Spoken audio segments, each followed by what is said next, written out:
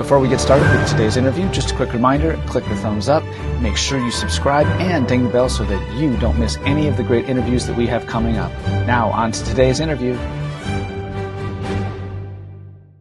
Welcome back, everybody. Today, my guest is composer and music educator Mona Rejino. Her piece on the new National Federation list is New Beginning. You can find it in her book, Reflections and Relaxations. Thank you so much for joining us today, Mona.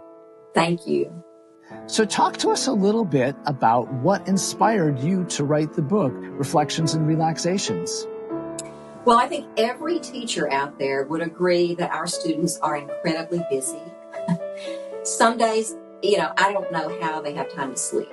I mean, they're just overwhelmed sometimes with activities, And I feel like sometimes I just want to kind of escape into music and just slow the pace down a little bit and just take time to breathe and stop and smell the roses. And so that's really what this book is about, giving yourself time to reflect, to relax, just to enjoy life without being on the treadmill. So that's really where the idea came from. Definitely something that we all need to do.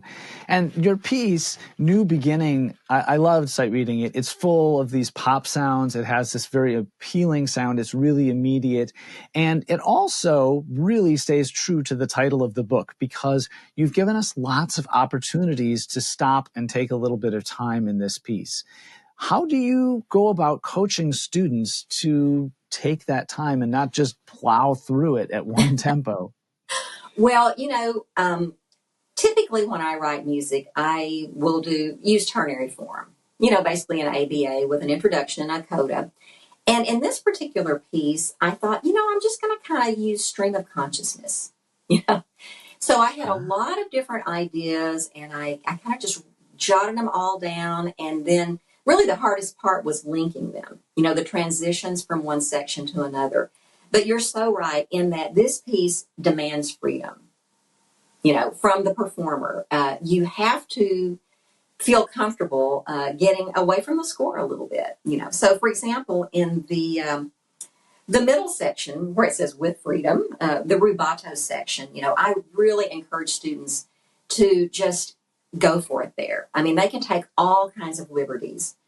With the time. There are a couple of running eighth note passages where, they might want to start slowly and then increase accelerando into the middle of the passage and then slow it down at the end, And really, honestly, this is great preparation for playing Chopin, later on and some of the great classical composers. Excellent. And I noticed that online there's a really excellent video of you performing this work, and we'll make sure that we link that video in the description of this video so that students can enjoy hearing your performance of this piece. So as you composed this piece, what were some of the challenges that you faced? The hardest part was just, I had all the pieces of the puzzle, but it was how to put them together.